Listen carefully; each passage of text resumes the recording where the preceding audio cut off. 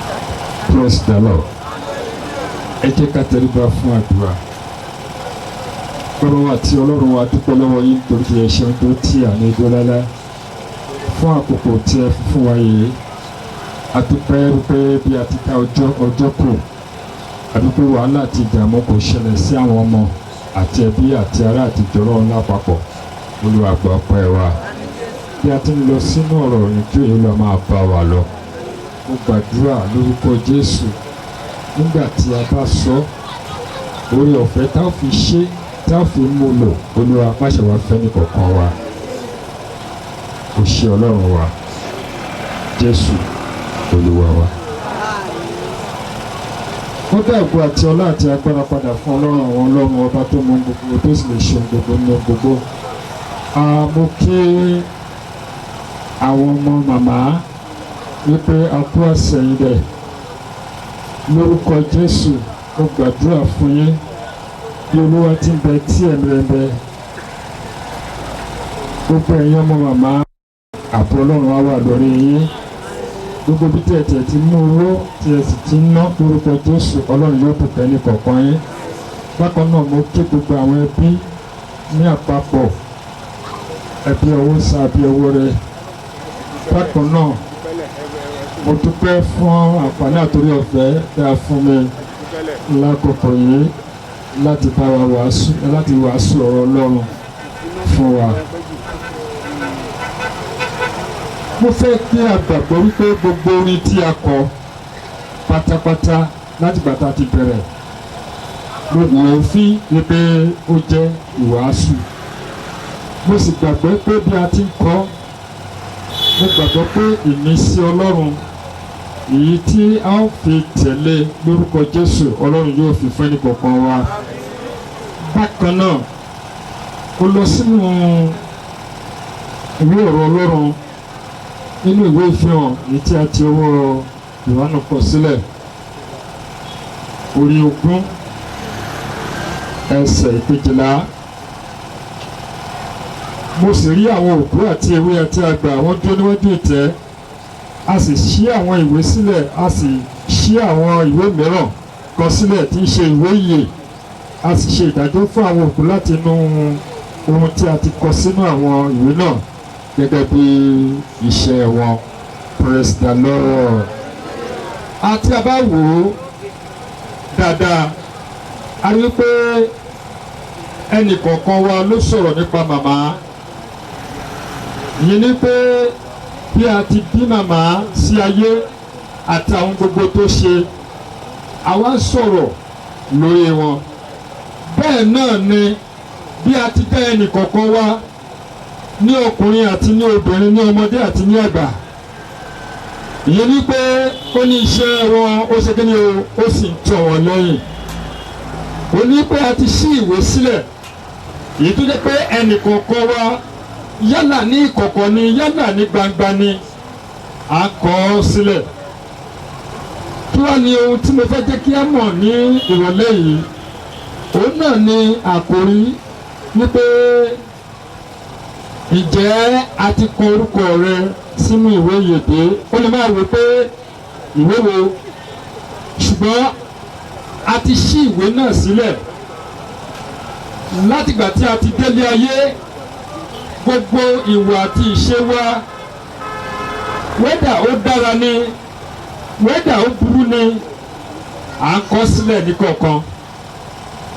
Gbogbo iṣẹ́ tí à ń ṣe òun là ń kọ sílẹ̀ tí a ṣe máa ṣe kéde o, tá a máa dín rẹ̀. A ti sọ ti màmá, bí màmá ṣe ran àwọn ènìyàn lọ́wọ́. Mo sì di nǹkan kan náà mú nínú àwọn ọ̀rọ̀ tí wọ́n gbé jáde wípé màmá wọ́n lòdì sí ẹni tó bá ń jà. Ọ̀pọ̀lọpọ̀ ènìyàn náà ti mọ̀ ní oníjà. Tó bá ti wò ó, wọ́n ti mọ̀ pé lágbájá àòkè òun náà ló ń jà yẹn. Tó bá dẹ̀ máa bá bẹ́ẹ̀, òun náà ni. Ájà lódò, ájà nsàlẹ̀, ájà lókè. Ara nínú Olúwa. A ti gbọ́ ohun tí wọ́n ní màmá ṣe. Ó dẹ̀ ran ọ̀pọ̀lọpọ̀ lọ́wọ́ láti gòkè. A rí ohun tí àwọn bọ́dà wa sọ pé wọ́n mú wọn láti ìlú kan wá sí ìlú kejì tí wọ́n dẹ̀ rí pé ìgbé ayé wọn ó ṣe kí ni o ó yí padà. Praise the Lord. Ṣé kìí ṣe pé nínú ìgbé ayé tirẹ̀ láti pa tọmọ ọlọ́mọ jẹ́? Ṣé kìí ṣe wípé nínú ìgbé ayé tirẹ̀ láti rí ẹni tó gòkè kó o sì kàn mọ́lẹ̀? Ṣé kìí ṣe wípé ẹni tó yẹ pé a fún ní ìtẹ̀síwájú tí ń ṣe promotion? Ṣé kìí ṣe pé ṣe ló dọ̀jì ẹ̀? Ìyẹn pé ìwé tá a fún àti rí dáadáa tí àwọn èèyàn ti ṣe. Ṣùgbọ́n ìgbẹ̀yìn wọn nígbà náà orí rádaràda ní lórúkọ Jésù. Bí Olúwa ti bẹ tí ẹ̀mí rẹ̀ bẹ, ayé rẹ̀ ò ní rí rádaràda. Gbogbo iṣẹ́ tí a bá ń ṣe láyé òun lè á kọ sílẹ̀.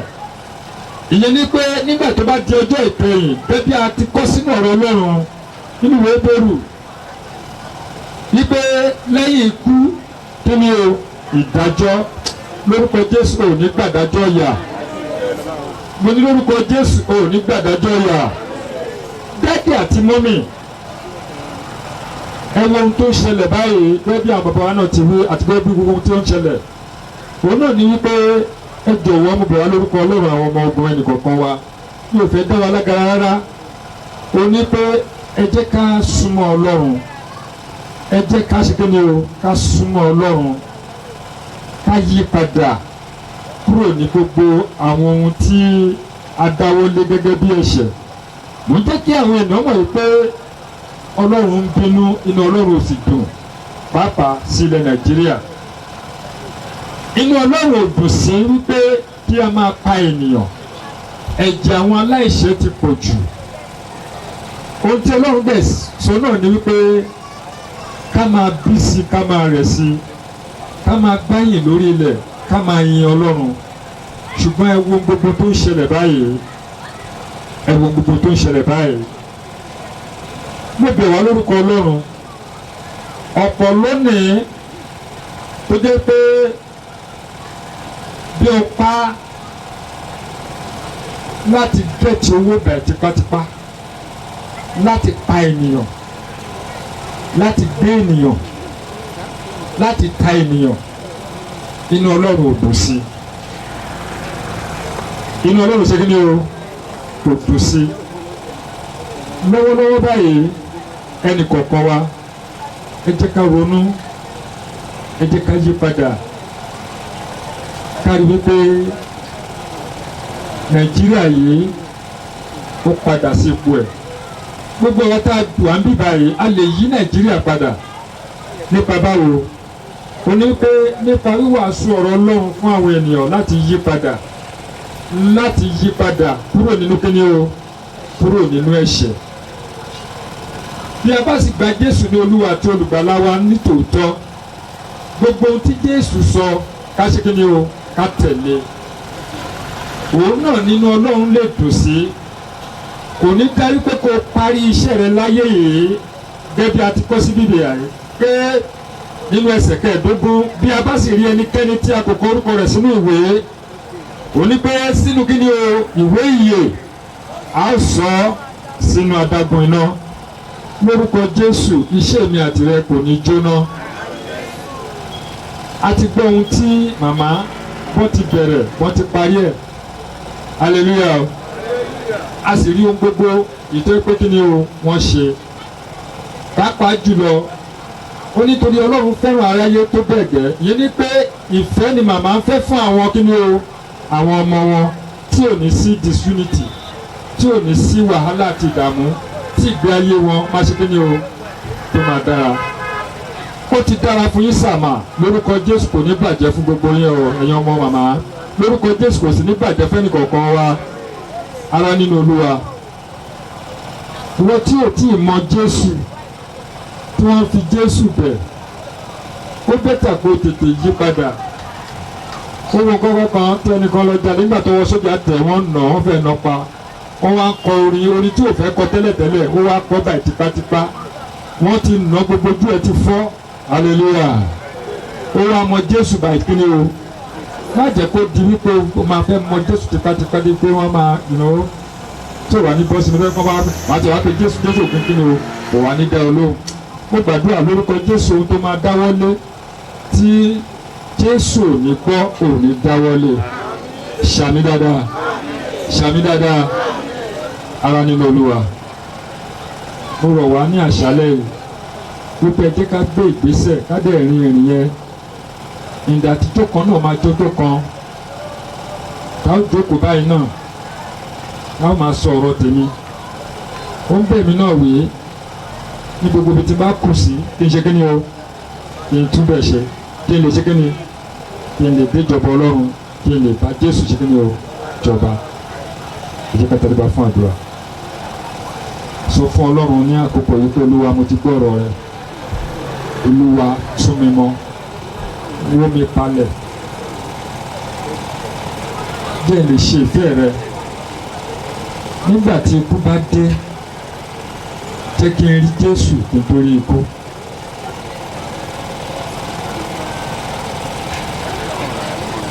Mú àdúrà rẹ wá sí ìpamọ́ pẹ̀lú ìdúpẹ́.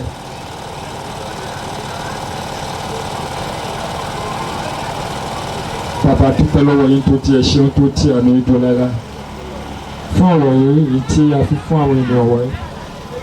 Ní orúkọ Jésù gba ọpẹ́ wa. A ti mú ọ̀rọ̀ náà jáde láti mú ọ̀rọ̀ ẹ̀yin Ọlọ́run. Mo wá gbàdúrà fún gbogbo ọkàn èyí tí ó sì le bí òkúta. Afẹ́kẹ́ ẹsẹ̀ ọ̀rọ̀ yẹn ni pé kí ìgbẹ̀yìn ẹnì kọ̀ọ̀kan ká lè délé sinmi. Mo gbàdúrà lórúkọ Jésù, Olúwa ṣe bẹ́ẹ̀ fẹ́ ní kọ̀ọ̀kan wá o. Mo wá gbàdúrà o lórúkọ Jésù.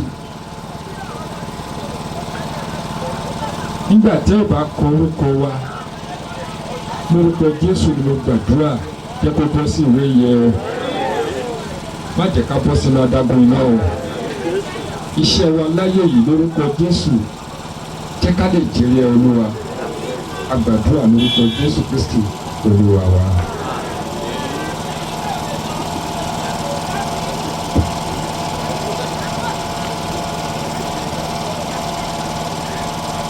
Hallelujah. Hallelujah. Àwọn ọmọ màmá fẹ́ fún náà fẹ́ dúpẹ́ lọ́wọ́ Ọlọ́run pé àwọn làwọn gbẹ̀yìn màmá, kì í ṣe pé màmá sọ fún lórí àwọn. So àwa tá a bá bá wọn dúpẹ́ nígbà tá a bá ń kọrin, a máa gbé ìgbà ọrẹ síwájú bí a bá wọn dúpẹ́ lọ́wọ́ Ọlọ́run nígbà tá a bá ń kọrin, tí a bá ń jó.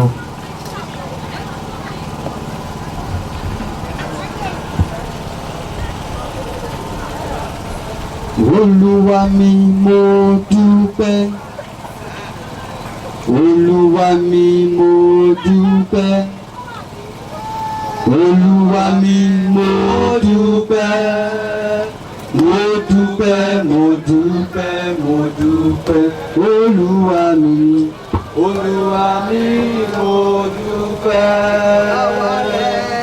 Olúwa mi mo dúpẹ́. Olúwa mi mo dúpẹ́, mo dúpẹ́, mo dúpẹ́, mo dúpẹ́. Màmá wa òkú, ilé ló lọ, ilé ló lọ, ilé ayọ̀. Màmá wa òkú, ilé ló lọ, ilé ló lọ, ilé ayọ̀. Wa òkú, ilé ló lọ, ilé ló lọ, ilé ayọ̀ pẹ̀lú wọn ni yóò kọ orin ayọ̀ lọ́jọ́ náà. Èmi pẹ̀lú wọn ni yóò kọ orin ayọ̀ lọ́jọ́ náà. Orin ayọ̀, orin ayọ̀ tí lọ bá ògo, orin ayọ̀ tí lọ bá. Èmi pẹ̀lú wọn ni yóò kọ orin ayọ̀ lọ́jọ́ náà. Màmá rèé, màmá rèé, ó di kó ṣe. Màmá lọ, màmá rèlé, màmá onínà èrè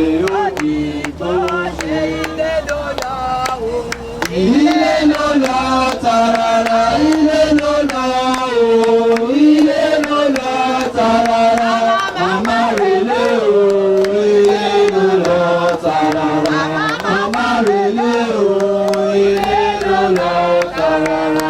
Ó bá dọ̀rù bó ṣe ròyìn, ó bá dọ̀rù bó ṣe ròyìn, ó bá dọ̀rù bó ṣe ròyìn, bá dọ̀rù bó ṣe ròyìn, ọmọ ṣe fún ọ, ó bá dọ̀rù bó ṣe ròyìn, ohun ẹbí ṣe fún ọ, ó bá dọ̀rù bó ṣe ròyìn fún ọ, ó bá dọ̀rù bó ṣe ròyìn.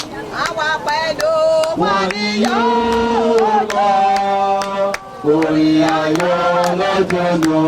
àwa pẹ̀lú wọn o. Àwa pẹ̀lú wọn ni yóò kọ́ orin ayọ̀ lọ́jọ́ náà. Orin ayọ̀ tí a bá ọkọ̀, orin ayọ̀ tí a bá kọ́. Àwa pẹ̀lú wọn ni yóò kọ́ orin ayọ̀ lọ́jọ́ náà. Ẹ jẹ́ ká tẹríba ká gbàdúrà. Olúwa Ọlọ́run a dúpẹ́ lọ́wọ́ yín fún ọrẹ tí a mú wá, tí a fi dúpẹ́ wípé o mú kí ọjọ́ kó kù láyé àti àlàáfíà. A dúpẹ́ fún gbogbo ìmúrasílẹ̀ wa, ò jẹ́ kó mú ìbànújẹ́ wá. Ó ṣe o. Ọ̀pọ̀lọpọ̀ làwọn tó fẹ́ ṣerú nǹkan báyìí tó jẹ́ pé fún ẹ̀kí ìbànújẹ́ Olúwa. òun ló fi parí tiwọn. A dúpẹ́ pé tiwa ò rí bẹ́ẹ̀. Ó ṣe o. O ti bá wa bẹ̀rẹ̀ Ọlọ́run yìí nínú àánú rẹ̀ bá wa parí rẹ̀ láyọ̀. Àmín Jésù. Àwọn tó ti dé, àwọn tó ń bọ̀, àwọn tó máa dé lọ́la lórúkọ Kristi jẹ́ kó dé bí àti àlàáfíà. Àmín. Nígbà tá a bá parí gbogbo tán lọ́la tó máa tún máa padà sílé wọn, Olúwa lórúkọ Kristi. Gbogbo àwọn tí èṣù ti fi sí ọ̀nà láti mú kí àwọn èèyàn sọkún lópin ọ̀sẹ̀, má jẹ́ kán bá wọn pàdé Àmín Jésù. pẹ̀lú iná ẹ̀mí mímọ́ lórúkọ Kristi. Gbogbo ẹni bí Olúwa fi bá wa jó wọn kúrò lọ́nà wa, má jẹ́ kán bó lórí burúkú ọkọ̀ Olúwa, jẹ́ kán lọ rí kán pọ̀ ọ̀rẹ́. Àwọn ọmọ màmá lórúkọ Kristi, orúkọ tí ìwọ Ọlọ́run fún wọn, má jẹ́ ká ikú sọ wọn lẹ́yìn Olúwa, gbogbo ní forúkọ rẹ. Ká gbàdúrà lórúkọ Jésù Kristi Olúwa wa. Ẹ ṣe ẹ jẹ́ ká jókòó.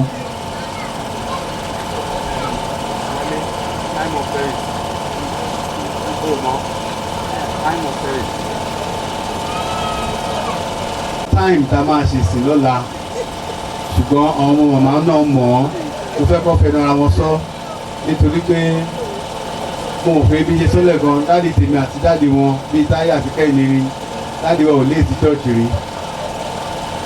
A ti máa gbé ìwé orin wọn, a ti mọ omi tó ń jókòó sí special in church, tó a ti máa ń débẹ̀. Tóbi wá nífẹ̀ẹ́ pé jẹ́ pé òkú màmá máa late wọ church, ní jẹ́ kó sọ fúnra wọn, because tọ́ba pẹ́ dé I will start the service. I will not take care pé we are family. I'm sorry.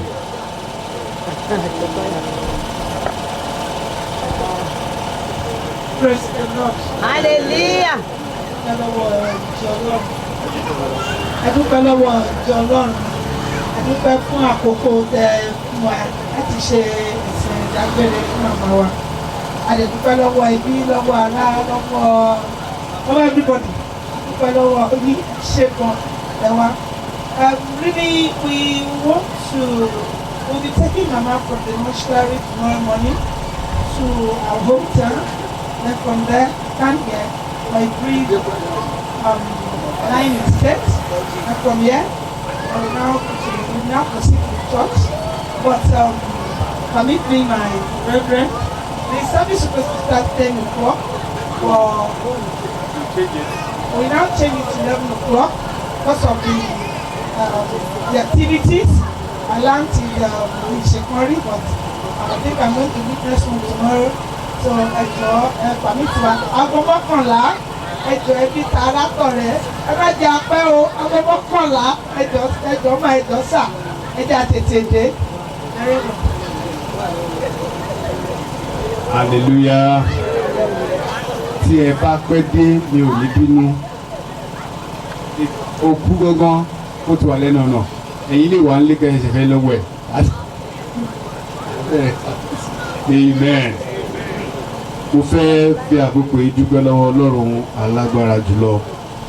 Ọba tó pa wá mọ́, ọba tó dá wa sí, ọba tó fún wa lórí ọ̀fẹ́ láti gbẹ̀yìn bàbá àti màmá orúkọ Jésù kó lọ àkógbà ọpẹ́ ẹ̀ wá. Mo sì gbàdúrà lórúkọ Jésù bí gbogbo nǹkan ṣe ń lọ ní Nàìjíríà, ohun tó máa dé bá wa tá a máa tọrọ ikú fún ara wa kò ní ṣẹlẹ̀ sí wa. Mo fẹ́ dúpẹ́ lọ́wọ́ àwọn ìránṣẹ́ Ọlọ́run tí wọ́n wà níbí. Màá bẹ̀rẹ̀ látọ̀dọ̀ the venerable B.O.O. Akínsànyà from the African Church Ifọ̀ Diocese. God bless you in Jesus' name. We are happy to see you in Ijebuland. Ọmọ Òdòkòtù ní ẹ máa bọ̀ nígbà yẹn. Amen. Money, I'm happy to see you in Ijebuland because you are here. Thank you for coming, sir. God bless you. I also have the Reverend Olatunji Emmanuel from the Diocese of Lagos. You are welcome in Jesus' name. God bless you, sir. Mo fẹ́ dúpẹ́ lọ́wọ́ Ọlọ́run fún Reverend V.K. Rúṣèwé. Àwọn ni wọ́n bá wa sọ̀rọ̀ Ọlọ́run. Reverend D.A. Taiwo. Àwọn olùrànlọ́wọ́ àlùfáà. Mo dúpẹ́ lọ́wọ́ evangelist wa láti J4 àti àwọn lérìdá wa tí wọ́n bá wa ṣiṣẹ́ nínú ìjọ Ọlọ́run. Ẹ ṣé. Mo fẹ́ dúpẹ́ lọ́wọ́ àwọn ọ̀ṣà àti adarí wọn tó jẹ́ people's wedding. Ẹ ṣeun àkódìde lórúkọ ti Jésù ọjọ́ gbogbo wa dalẹ́ àti ní kánjú kú o. Wọ́n ní kí n sọ fún yín pé àwọn ní refreshment tó fẹ́ fún wa pé kájọ ká má kú ìkánjú lọ nítorí pé hello àti ìparí wake up o nítorí pé ọ̀tọ̀ọ̀tọ̀ ní gbogbo ẹ̀. Tẹ́ bá ti ń fún wọn ní biscuit àbí kílẹ̀ fún wọn, aunty, you are not listening to me. This is not the right time to do that. We have not finished. This still is service, please. Except to God, as she has said, we are meeting, starting the service tomorrow by 11 a.m. And I pray the Lord will quicken whatever we want to do before the time in Jesus' name. And I pray, ọfà ayé kò ní bà wá, ọfà ọ̀tá ò ní bà wá. Tí wọ́n bá tilẹ̀ gbìyànjú lórúkọ Jésù kò ní ṣeé ṣe fún wọn. Ẹ jẹ́ ká dìde dúró láti gbàdúrà.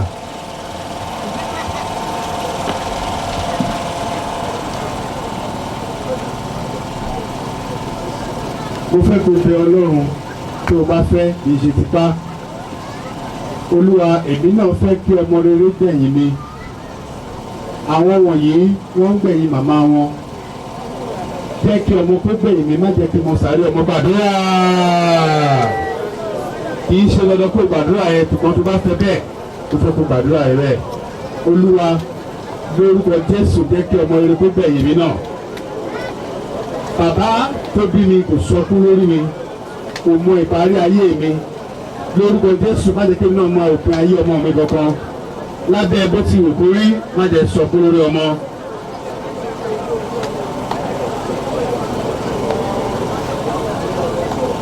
Jésù Olúwa wa, ẹ jẹ́ ká gbàdúrà fún àwọn màmá wa pé lórúkọ Kristi ọmọ Ọlọ́run, orúkọ tí Ọlọ́run sọwọ́ ayé má jẹ́ kó sọwọ́. Mo ti rí àwọn tó wọ 18 passengers láti Ondo State, wọ́n ń padà lọ sí Èkó nínú ìjọ tí mo ti ṣiṣẹ́ rí Èkó ni. Ṣùgbọ́n ṣe ló yà wá lẹ́nu pé gbogbo wọn lọ́pàá rẹ pátápátá. Bí Ọlọ́run ti ń bẹ tí ẹ̀mí rẹ̀ ń bẹ, ayé ò gbọdọ̀ sọ ọmọ wọ̀nyí lórúkọ tí ìṣe tí wọ́n bá àdúrà bẹ́ẹ̀. Ìmọ̀kímọ̀ ò gbọdọ̀ jó lórí ayé wọn, bẹ́ẹ̀ ni ètekéte ò gbọdọ̀ dúró. Ẹnikẹ́ni ní gbogbo ègún mẹ́rin akílẹ̀ Ìjẹ̀bú tí a ti lè rán níṣẹ́ ibi àbí tó náà fẹ́ gbèrò láti ṣe ibi, ó yẹ lórúkọ Jésù ẹ̀jẹ̀ Kristi kó lọ bùfọ́jú wọn. Gbogbo ohun tó fi ń jẹ́ ènìyàn tó fi ń jẹ́ alágbára ti ayé, ìwọ Ọlọ́run tó ní nítorí gbogbo ìgbó yà lọ gba agbára lọ́wọ́ wọn. Àwọn wọn yóò gbọdọ̀ sọkún. Bí o bá mọ̀ kí má sí òkú màmá mi nílò ìrẹsẹ̀ bọ́lá tó má ti ṣẹlẹ̀ sí wọn. Jésù Olúwa wa, ẹ jẹ́ ká sọ fún Ọlọ́run yóò lọ sẹ́gbọ́nà kò ní gba orúkọ tí ìṣe tirẹ̀ gbàdúrà bẹ́ẹ̀. Wọ́n ti gbọ́dọ̀ wá ti dárúkọ sígbéyàwó dárúkọ lọ sẹ́gbọ́nà tó ti wá ṣe. Ìlú wa yóò ní gba orúkọ tí ìṣe tirẹ̀. Gbogbo ilẹ̀kùn tó wọ́n ní ìwọ́n lórúkọ Jésù ẹgbọ́n Olúwa. Àwọn tó máa sọ lórúkọ ibi ó yá lórúkọ Kristi ẹ bá mi tilẹ̀kùn mọ́ wọn.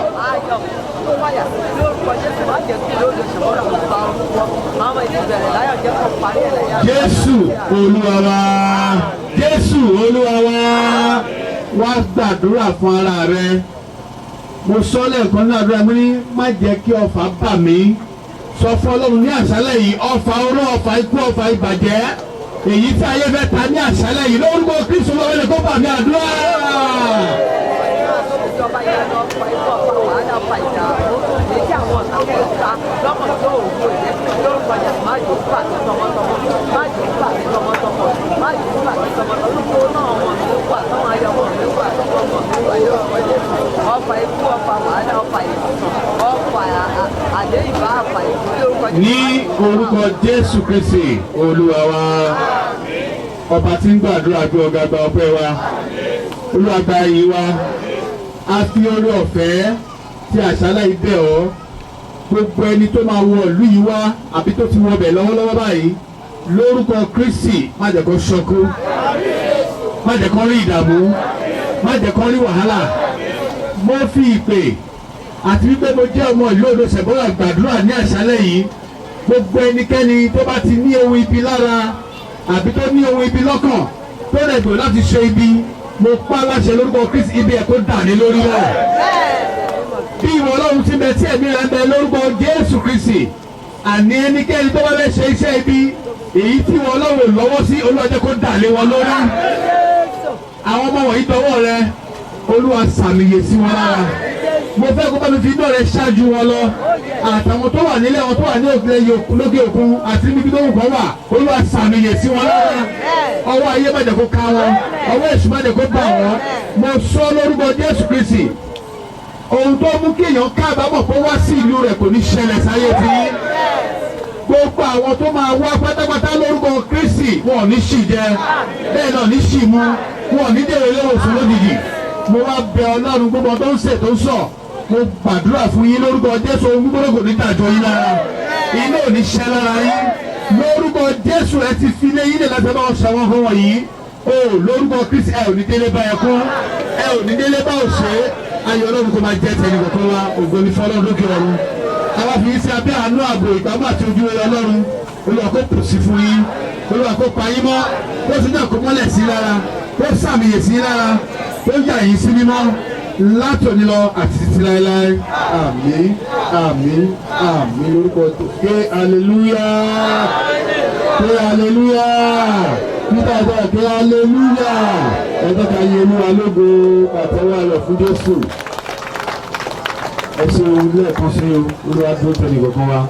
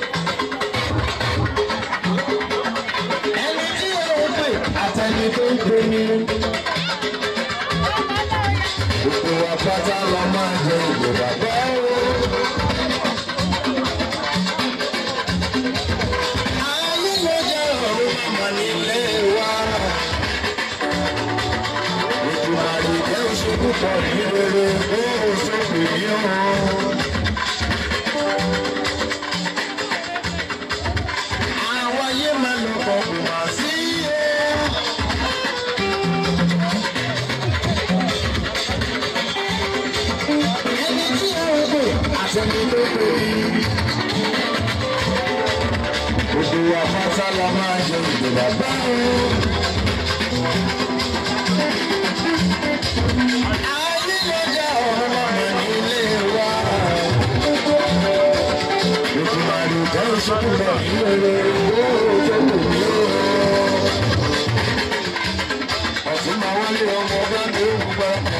tiẹ̀.